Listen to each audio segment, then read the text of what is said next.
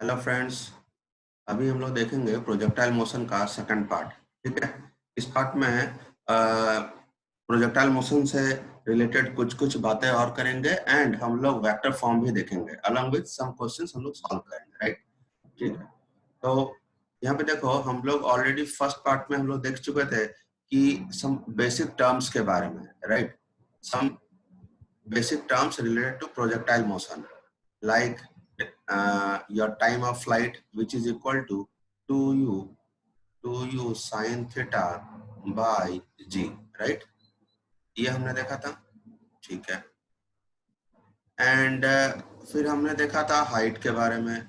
Height का equation क्या था, ये हमने डिराइव किया था, h equal to u square sine square theta by 2g।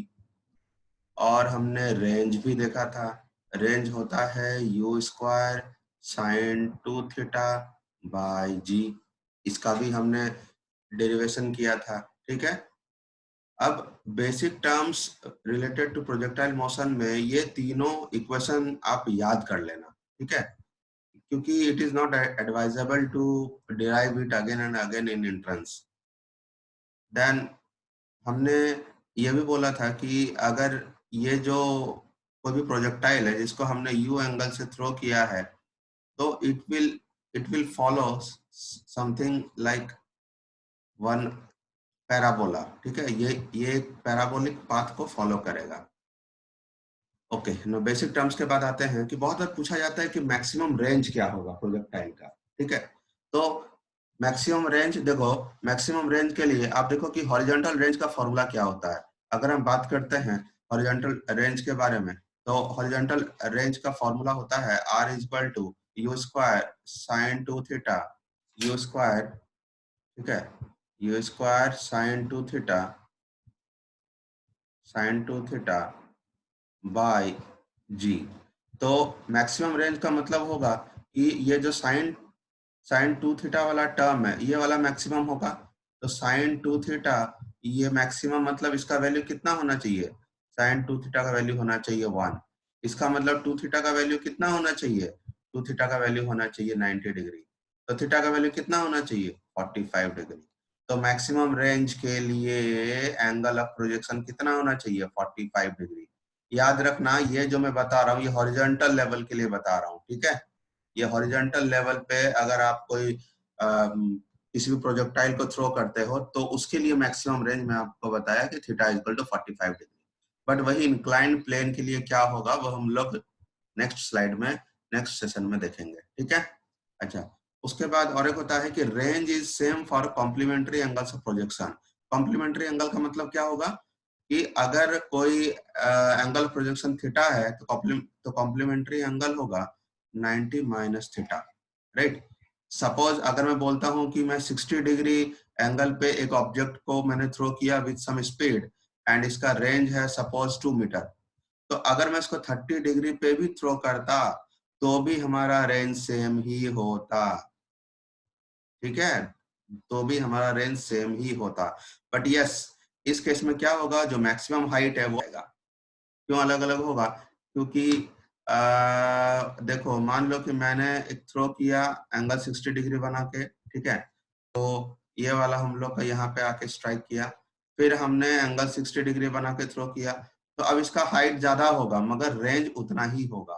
तो याद रखना है, range is same but this maximum height attend will be different, ठीक है। अच्छा, और एक चीज है कि equation of trajectory. Equation of trajectory का मतलब होगा कि ये जो हमने किसी भी प्रोजेक्टाइल को जब हम थ्रो करेंगे तो किसी भी मोमेंट पे उसका पाथ का इक्वेशन क्या होगा, ये वाला चीज। तो सपोज अगर मैं किसी भी ऑब्जेक्ट को यू एंगल से थ्रो करता हूं, ठीक है, मैं किसी भी ऑब्जेक्ट को अगर मैं यू एंगल से थ्रो करता हूं मेकिंग एंगल थीटा, एंड इसका इसका ये वाला पाथ होगा जो कि वो फॉलो कर रहा है, ठीक है। ये वाला पाथ, ये देखो जो मैंने ग्रीन कलर में, जो मैं आपको ब्लू कलर में दिखाने वाला हूँ, ये वाला पाथ को वो फॉलो करेगा। तो ये वाला जो पाथ है वो पैराबोलिक होता है। अच्छा, ये पैराबोलिक होगा कि नहीं होगा वो भी हम एक्चुअली दिखा सकते हैं इक्वेशन से। मान लो कि किसी भी एक इंस्टेंट पे ये जो प्रोजेक्टाइल है ये एक्स वाई कोऑर्डिनेट को पास करके जा रहा है, ठीक है। तो एक्स वाई कोऑर्डिनेट को पास करने का मतलब है कि ये जो हॉरिजॉन्टल लेवल पे डिस्टेंस हो गया एक्स एंड वर्टिकल लेवल पे डिस्टेंस हो गया वाई, ठीक है। अच्छा, तो हम लिख सकते हैं कि ये मैंने लास्ट क्लास में भी बताया था कि अगर आप हॉरिजॉन्टल कंपोनेंट अगर आप निकालना चाहते हैं हॉरिजॉन्टल डिस्प्लेसमेंट, तो आपको सिर्फ हॉरिजॉन्टल कंपोनेंट ही लेना पड़ेगा हर किसी का। तो हम लिखेंगे x is equal to u x t plus half a x t square, right. अच्छा, यहाँ पे ux का मतलब होगा u cos थीटा, तो हम लिखेंगे u cos थीटा, ठीक है, इंटू टी प्लस ax क्या होगा, 0 होगा, क्योंकि मैंने बोला था कि यह जो प्रोजेक्टाइल होता है वो सिर्फ एक्सलेशन ड्यू टू ग्रेविटी की वजह से मूव करता है, तो यहाँ पे कोई हॉरिजॉन्टल एक्सलेशन नहीं होगा, ठीक है। तो ये वाला पार्ट 0 हो जाएगा। तो इससे हमारा t क्या आया, इससे हमारा t आया x equal to u by cos theta. मतलब इतना टाइम के अंदर ये जो प्रोजेक्टाइल है वो x डिस्टेंस को कवर करके इस पर्टिकुलर पोजीशन पे पहुंच जाएगा, इस कोऑर्डिनेट पे पहुंच जाएगा, ठीक है। अब हम लोग y लेते हैं, तो y is equal to u y t plus half a y t square. तो यहाँ पे यू वाई के बदले क्या लेंगे, ये वाला कंपोनेंट इनिशियल वेलोसिटी का। तो ये वाला कंपोनेंट क्या है, u y equal to u sine theta, right. तो हम लिखेंगे u sine theta, u sine theta into t के बदले क्या लिखेंगे, x by cos theta, x by cos theta plus half a y के बदले क्या लिखेंगे, माइनस जी। क्यों, क्योंकि एक ही एक्सलेशन इसमें काम कर रहा है जो कि एक्सलेशन ड्यू टू ग्रेविटी है, तो ए वाई इजकल टू माइनस जी होगा, क्योंकि ऊपर जाने वाले डायरेक्शन को हमने पॉजिटिव लिया है। तो ये वाला माइनस जी, टी के बदले फिर से आप डाल दो x by cos theta square. तो y का इक्वेशन क्या आया, y का इक्वेशन आया y is equal to x ten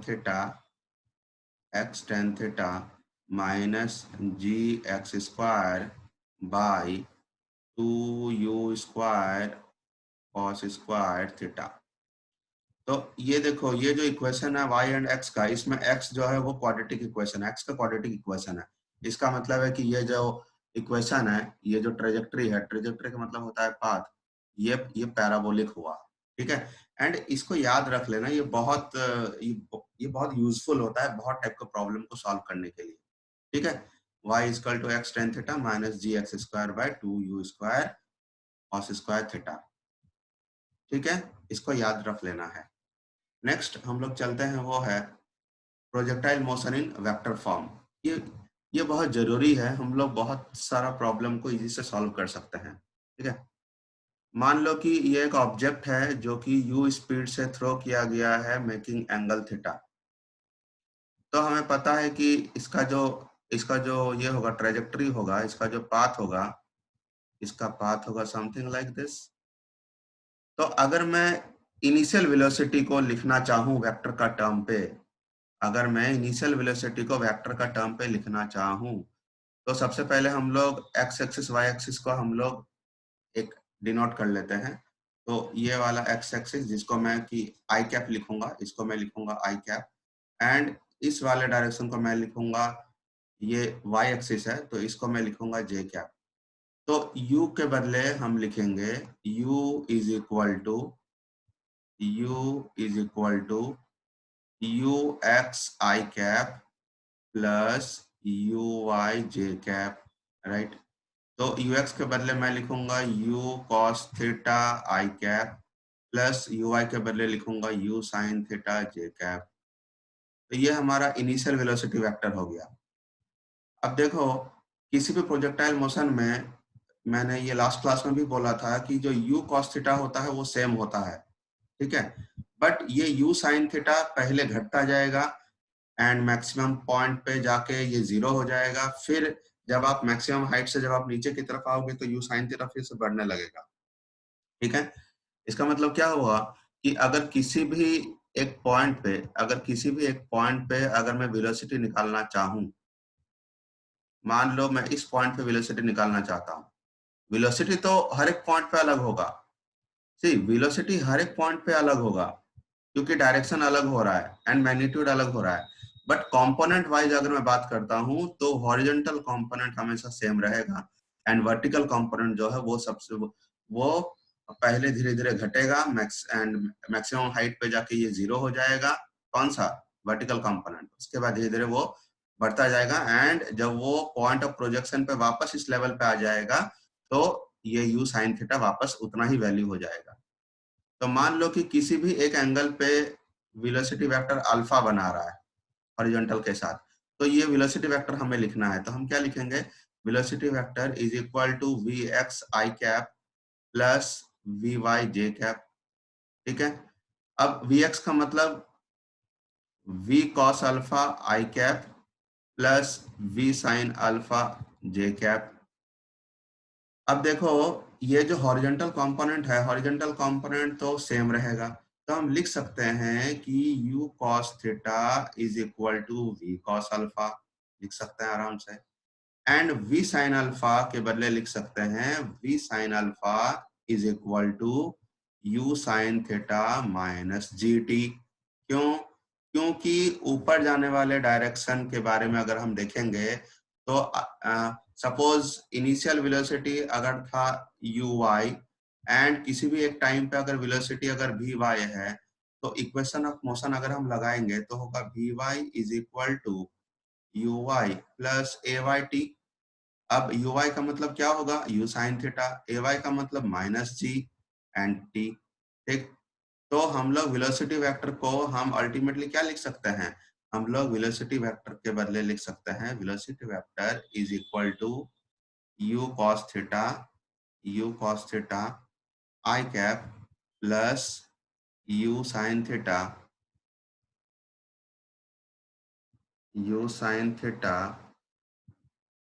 minus g t j cap. तो किसी भी एक मोमेंट पे हम लोग वेलोसिटी वेक्टर निकाल सकते हैं एंड हम लोग ये अल्फा भी निकाल सकते हैं कि कितना एंगल बना रहा है वेलोसिटी वेक्टर हॉरिजॉन्टल के साथ। वो कैसे निकालेंगे? या tan alpha is equal to v y by v x. बस v y by v x. V y कितना है? U sine theta minus g t. V x कितना है? U cos theta. इसको यूज करेंगे तो हमारा tan अल्फा भी आ जाएगा। अच्छा, इसमें एक पॉइंट जानने वाली बात है कि ये मैंने यहाँ पे प्लस लिखा है, ये माइनस भी होगा। कब? ये माइनस होगा जब ये मैक्सिमम हाइट से जब तक ये मैक्सिमम हाइट नहीं पहुंचेगा तब तक इसका वेलोसिटी वेक्टर में इसको प्लस डालना है। और एक बार अगर ये मैक्सिमम हाइट से जब ये नीचे की तरफ आने लगे तो इसको माइनस कर देना है। क्योंकि देखो होता क्या है कि जब तक वो मैक्सिमम हाइट पे नहीं पहुंचेगा तब तक वेलोसिटी वेक्टर का डायरेक्शन जो वर्टिकल कंपोनेंट है उसका डायरेक्शन ऊपर की तरफ होगा एंड जो हम लोग का ये हॉरिजॉन्टल वेलोसिटी है उसका डायरेक्शन ऐसा होगा। और एक बार जब वो हाईएस्ट पॉइंट पे पहुंच जाएगा तो सिर्फ वीएक्स होगा। उसके बाद जब वो हाईएस्ट पॉइंट से जब वो नीचे की तरफ आएगा तो वीएक्स तो हमारा हॉरिजॉन्टल ही रहेगा। वीएक्स हमारा हॉरिजॉन्टल ही रहेगा मगर वीवाई कंपोनेंट का डायरेक्शन हमारा चेंज हो जाएगा, ये रिवर्स हो जाएगा। ठीक है। तो ड्यूरिंग द डाउनवर्ड जर्नी इसको माइनस लिखना है, ड्यूरिंग द अपवर्ड जर्नी इसको प्लस लिखना है and at the highest point this entire term will become 0। Okay. अब हम लोग कुछ प्रॉब्लम को सॉल्व करते हैं।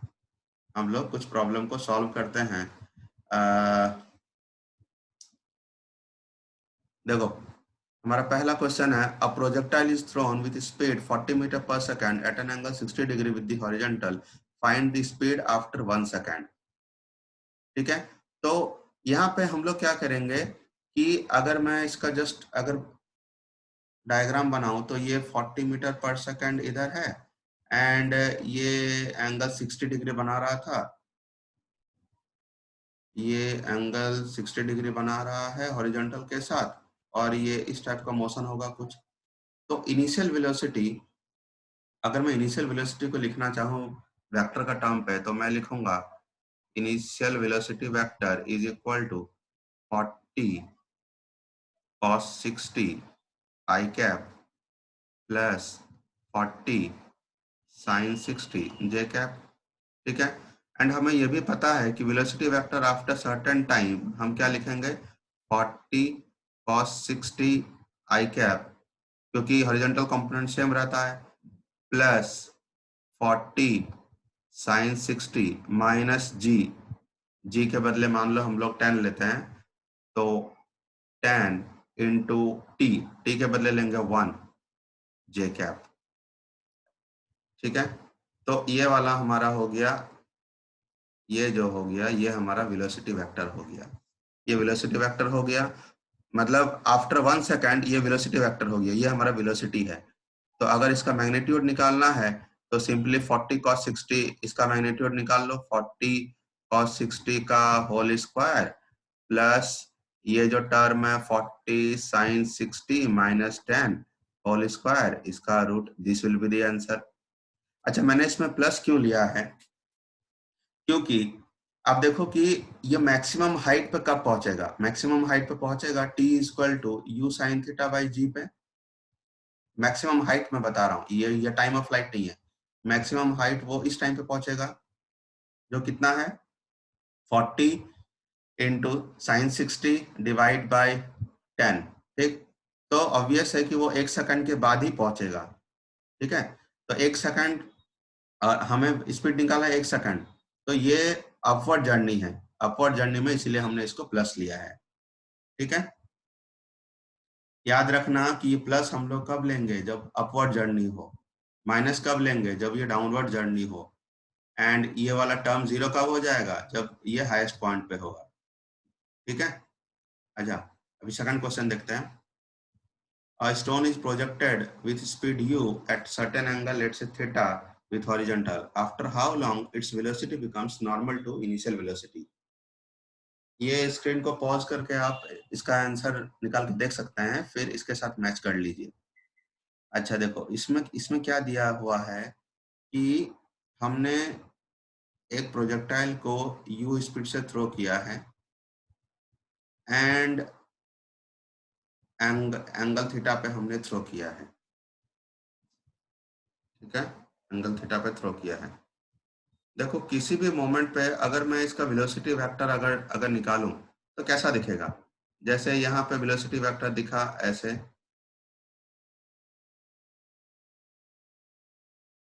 ठीक है, यहाँ पे वेलोसिटी वेक्टर होगा ऐसे, हाईएस्ट पॉइंट पे वेलोसिटी वेक्टर हॉरिजॉन्टल हो जाएगा, उसके बाद वेलोसिटी वेक्टर कुछ डाउनवर्ड जर्नी में अगर हम लें तो इसका वेलोसिटी वेक्टर कुछ हो जाएगा इस टाइप का।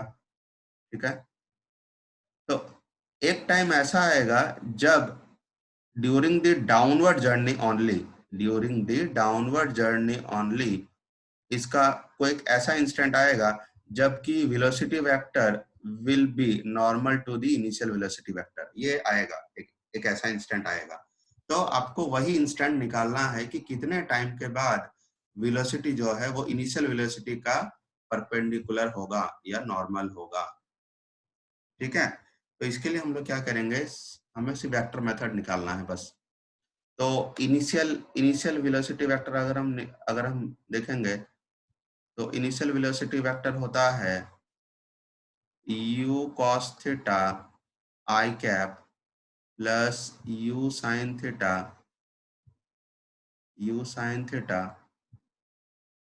j cap.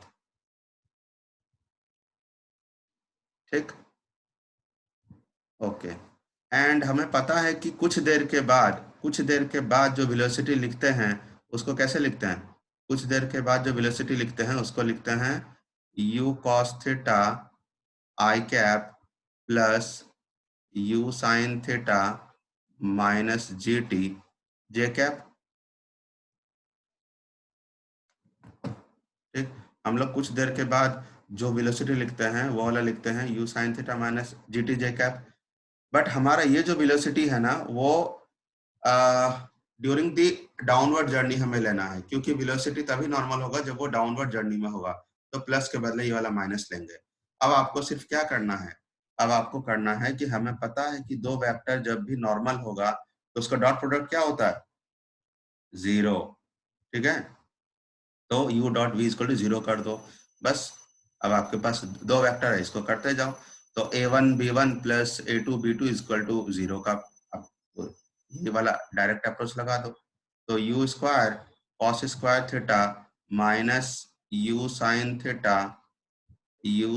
theta minus gt is equal to 0. इसको सॉल्व करो, इसमें जो t आएगा that will be the answer, इसमें जो t आएगा that will be the answer. ठीक है, तो इस तरह से देखो हम लोग वेलोसिटी वेक्टर को आप वेलोसिटी ऑफ एनी प्रोजेक्टाइल को वेक्टर में लिखना सीखो, इससे बहुत सारा प्रॉब्लम को आप इजी से एनालिसिस कर पाओगे। ठीक है, इससे बहुत इजी से एनालिसिस कर पाएंगे। अच्छा, हम लोग और एक दो एग्जांपल देख लेते हैं। देखो question number 3, two stones are thrown horizontally from top of a tower with speed u and v but in opposite direction. How long their velocity becomes normal to each other? इसको एक बार आप करने का कोशिश करो, ये मैं आपको बता रहा हूँ कि इस कैसे करेंगे। देखो ये आपका एक टावर है, ठीक है, हाइट कुछ भी रहने दो, इट डज नॉट मैटर। यहाँ पे हमने क्या किया, एक ऑब्जेक्ट को u स्पीड से हॉरिजॉन्टली थ्रो किया एंड और एक को हमने v स्पीड से थ्रो किया बट इन ऑपोजिट डायरेक्शन। तो इसका जो मोशन होगा ना, इसका मोशन एक बार अगर इसको हम इस तरह थ्रो कर देंगे तो उसके बाद इसका मोशन हो जाएगा, जैसे इस वाले का मोशन हो जाएगा समथिंग लाइक दिस, एंड इसका मोशन मान लो इस टाइप से कुछ होगा। ठीक है, और इसमें जो वेलोसिटी का जो डायरेक्शन होगा, ये वेलोसिटी का डायरेक्शन कंटिन्यूअसली हमारा चेंज होता जाएगा, इसमें भी चेंज होता जाएगा। तो इसमें पूछा है कि एक ऐसा इंस्टेंट आएगा जब इन दोनों का वेलोसिटी वेक्टर जो होगा ना वो 90 डिग्री होगा, तो आपको वो वाला इंस्टेंट निकालना है। तो हम क्या करेंगे कि मान लो इसको ऑब्जेक्ट 1 लेता हूं, इसको ऑब्जेक्ट 2 लेता हूं, तो ऑब्जेक्ट 1 का इनिशियल वेलोसिटी वेक्टर क्या होगा? ऑब्जेक्ट 1 का इनिशियल वेलोसिटी वेक्टर होगा सिंपली u इंटू आई कैप। ठीक है, एंड आफ्टर सम टाइम अगर मैं लेता हूं इसको v1 ले लेता हूं, इस वेलोसिटी वेक्टर को, तो आफ्टर सम टाइम v1 क्या होगा बोलो? u आई कैप, ये तो उतना ही रहेगा, उसका क्या हो जाएगा plus g t j cap. क्यों? क्योंकि नीचे वाले डायरेक्शन में देखो भी नीचे वाले डायरेक्शन में सिर्फ g है जिसकी वजह से स्पीड बढ़ेगा। तो स्टार्टिंग में वर्टिकल कंपोनेंट क्या था स्पीड का 0, उसके बाद धीरे धीरे उसका स्पीड क्या हो जाएगा gt हो जाएगा।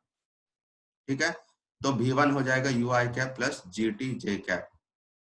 ये वाला समझ में आया ना? किसी भी एक इंस्टेंट पे वेलोसिटी वेक्टर क्या हो जाएगा, horizontal component plus vertical component. तो मैं नीचे जाने वाले डायरेक्शन को मैंने पॉजिटिव लिया है इसमें, तो you I cap plus g t j cap. ठीक है, सिमिलरली अगर सेकंड वाले बॉल के लिए, सेकंड वाले प्रोजेक्टाइल के लिए अगर मैं इनिशियल वेलोसिटी वेक्टर लिखूं तो ये हो जाएगा v is equal to v i cap.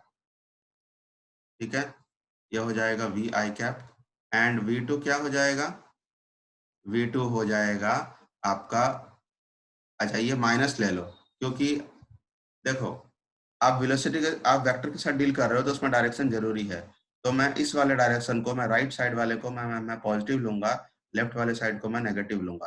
तो v अगर मैंने इसको अगर प्लस लिया है तो इसको मुझे माइनस लेना पड़ेगा, तो minus v i cap plus g t j cap, that's it, ये हो गया। तो हमने दोनों का वेलोसिटी वेक्टर निकाल लिया। आफ्टर सर्टेन इंस्टेंट इसका वेलोसिटी ये होगा एंड उसी इंस्टेंट पे इसका वेलोसिटी ये होगा। अब आपको क्या करना है, सिंस उसको नॉर्मल होना है तो v1 v2 v1 dot v2 that is dot product कितना होगा 0, इसको पुट करो, ये आपका क्या होगा, ये हो जाएगा u भी is equal to g t square g square t square. तो t का वैल्यू क्या आया, t का वैल्यू आया u भी रूट ओवर u भी by g। This is the answer. इतने टाइम के बाद ये दोनों वेलोसिटी वेक्टर, ये दोनों का वेलोसिटी नॉर्मल होगा एक दूसरे से। ठीक है, अब क्वेश्चन नंबर 4 देखते हैं कि एक स्टोन है जिसको कि हमने stone is projected horizontally with speed u from top of a tower of height h, how far from the foot of the tower it will fall and with what speed. तो इसको करने का कोशिश करो आप लोग। अच्छा, देखो, ये मान लो हम लोग का टावर है, ठीक है, इसका हाइट h है एंड यहाँ से आपने u स्पीड से थ्रो किया है, तो ये ऐसे करके इधर आएगा, यहाँ पे आके कहीं ना कहीं स्ट्राइक करेगा।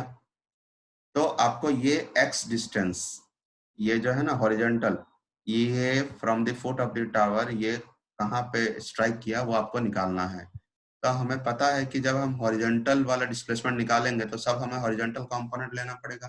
तो हम लेंगे x equal to u x t plus plus half a x t square.